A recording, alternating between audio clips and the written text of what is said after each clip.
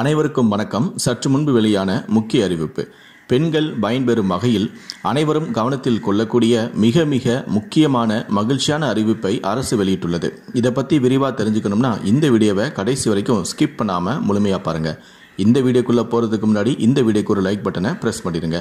இது வரைக்கும் நீங்கள் என்னோட சேனலை சப்ஸ்கிரைப் பண்ணாமல் இருந்தீங்கன்னா மறக்காமல் சப்ஸ்கிரைப் பண்ணிக்கோங்க. கூடவே அந்த பெல் சிம்பிளையும் மறக்காமல் கிளிக் பண்ணிக்கோங்க. சரி, வாங்க இப்போ வீடியோக்குள்ளே போகலாம். நாடு முழுவதும் பெண்களின் நலனுக்காகவும் முன்னேற்றத்திற்காகவும் மத்திய மாநில அரசுகள் பல்வேறு சலுகைகளையும் திட்டங்களையும் செயல்படுத்தி வருகின்றன. அந்த வகையில்தான் பெண்கள் சுயமாக சம்பாதிக்க பெண்கள் மேம்பாட்டுக் கழகத்தின் கீழ் இந்திய அரசால் அறிமுகப்படுத்தப்பட்ட திட்டம்தான் உத்யோகினி திட்டம். இந்த திட்டமானது தொழில் முனைவோர் தொழில் தொடங்க தேவையான நிதி உதவியை பெற ஊக்குவிக்கிறது. பெண்கள் தொழில் செய்வதற்கு இந்த கடனை பயன்படுத்தி பல்வேறு துறைகளில் தங்களுடைய தொழிலை தொடங்க பயனுள்ளதாக இருக்கும். அரசு வங்கிகள் உட்பட நிதி நிறுவனங்களுக்கு சமூகத்தின் பல்வேறு பெண்களுக்கு வட்டியில்லா கடன் வழங்க முடிவெடுத்தும் உள்ளது. இந்த திட்டத்தில் அதிகபட்சமாக 3 லட்சம் ரூபாய் வரை வழங்கப்படுகிறது.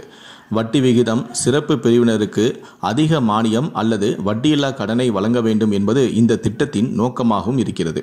18 வயது முதல் 55 வயது வரை உள்ள பெண்கள் இந்த திட்டத்தில் பயனடையலாம். குடும்ப வருமானம் 1 லட்சம் அல்லது அதற்கு குறைவாக இருக்க வேண்டும். குடும்ப வருமானம் விதவைகள் மற்றும் மாற்றுத்திறனாளிகளுக்கு கிடையாது.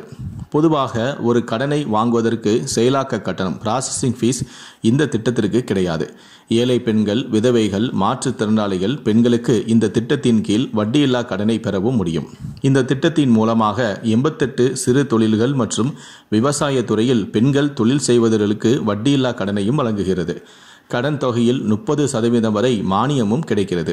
இதன் மூலம் கடனை திருப்பி செலுத்துவதில் உள்ள கஷ்டத்தையும் குறைக்கிறது. இதற்கு தேவையான ஆவணங்கள்: ஆதார் அட்டை, பிறப்புச் சான்றிதழ், பாஸ்போர்ட் அளவு புகைப்படங்கள் 2, ஜாதி சான்றிதழ், வருமானச் சான்றிதழ், வங்கி புத்தகத்தின் நகல்.